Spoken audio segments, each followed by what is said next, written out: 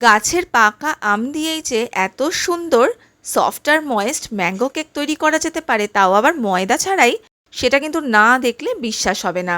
একদম নরম তুলতুলে এই কেক একবার যদি বাড়িতে বানিয়ে ফেলতে পারেন তাহলে কিন্তু এটার প্রেমে পড়ে যাবেন, এইটা আমি গ্যারান্টি দিতে পারি। নিয়ে নিয়েছি দেখুন এখানে 1 কাপ পরিমাণ সুজি, আর সুজিটা আমি একটা মিক্সির জারে কিন্তু পুরোটাই ঢেলে নিলাম। এবারে মেজারিং কাপের 1 কাপের থেকে একটু কম, মানে ওই 3/4 কাপ মতো নিয়ে নিলাম চিনি।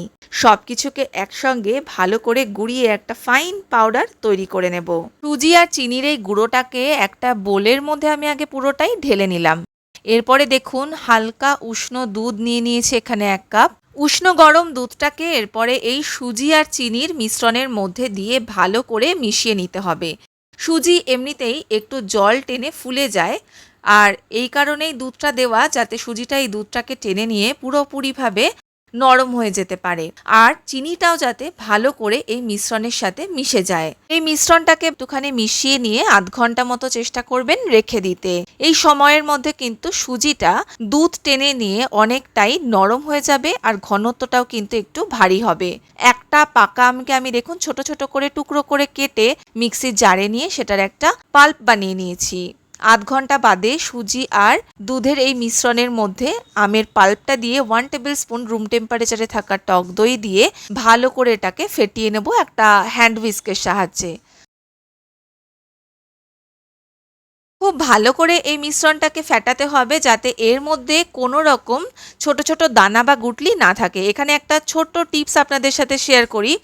এই পর্যায়ে ব্যাটারটাকে আপনারা ভালো মতো ফেটিয়ে নেবেন, কারণ একবার এটার মধ্যে বেকিং পাউডার বা বেকিং সোডা মেশানোর পরে কিন্তু আর বেশি ফেটানো যায় না। তো একদম সিল্কি স্মুথ একটা ব্যাটার রেডি করে নিয়ে তার মধ্যে আমি অ্যাড করবো এবারে রিফাইন্ড অয়েল। আমি এখানে 1/2 কাপ পরিমাণ রাইস ব্র্যান অয়েল ইউজ করেছি, তো আপনারা যে কোনো রিফাইন্ড অয়েল এখানে দিতে পারেন, বা পরিবর্তে 1/2 কাপ পরিমাণ মেল্টেড বাটারও ইউজ করতে পারেন। এবারে তেলটা দিয়েও কিন্তু এটাকে খুব ভালো করে মিশিয়ে নিচ্ছি। তেলটা ভালো করে মেশানো হয়ে গেলে ব্যাটারটা যখন এরকম পর্যায়ে আসবে, এর মধ্যে দিয়ে দিতে হবে 1 টিস্পুন বেকিং পাউডার, আর 1/2 টিস্পুনের থেকেও কম, মানে 1/4 টিস্পুন মতো বেকিং সোডা। এগুলো দেওয়ার পর আর খুব বেশি ফ্যাটানো যাবে না, তখন এগুলোকে হালকা হাতে একটু মিক্স করে নিলেই আমাদের ব্যাটারটা কিন্তু রেডি হয়ে যাবে। একটা কেক টিন নিয়ে নিয়েছি, তার মধ্যে সামান্য তেল দিয়ে এটাকে খুব ভালো করে ব্রাশ করে নেব। এর উপর দিয়ে দেবো একটা বাটার পেপার। বাটার পেপারটা দিলে কিন্তু কেকটাকে খুব সহজেই ডিমোল্ড করা যায়। আজকে এই কেকটাকে কিন্তু আমি বেক করছি ওভেনে, তার জন্য 180 ডিগ্রিতে 35 to 40 মিনিটসের জন্য এটাকে আমি বেক করব। পুরো কেকের ব্যাটারটাকে ঢেলে দিলাম কেক মোল্ডের মধ্যে। এরপর এটাকে একটু ভালো করে ট্যাপ করে নিতে হবে, যাতে এর মধ্যে থাকা এয়ার বাবলসটা পুরোপুরি বেরিয়ে যায়।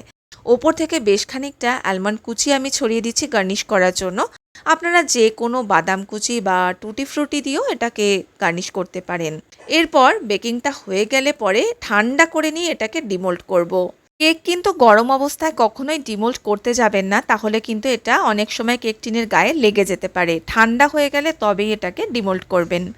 আশা করি দেখে বুঝতে পারছেন কতটা নরম তুলতুলে সফট আর স্পঞ্জি কেক আমাদের তৈরি হয়েছে। পাকা আম দিয়ে তৈরি এরকম নরম তুলতুলে স্পঞ্জি ম্যাঙ্গো কেক একবার যদি এরকম বাড়িতে বানিয়ে নিতে পারেন, এটাকে রেখে অন্তত 4-5 দিন আপনি খেতেই পারেন। তবে ব্যাপারটা যেটা হলো, এটা কখনোই 4-5 দিন অবধি থাকে না, তার আগেই খেয়ে দিয়ে শেষ হয়ে যায়। রেসিপিটা কেমন লাগলো সেটা কিন্তু আমাকে জানাতে ভুলবেন না, আর বাড়িতে ট্রাই করে আমাকে ফিডব্যাকটা দেবেন। সম্পূর্ণ ময়দা ছাড়া কেবলমাত্র সুজি দিয়ে তৈরি এই নরম তুলতুলে ম্যাঙ্গো কেক যদি আপনাদের ভালো লাগে, আমার চ্যানেলটাকে সাবস্ক্রাইব করে পাশে থাকার অনুরোধ রইল। ধন্যবাদ।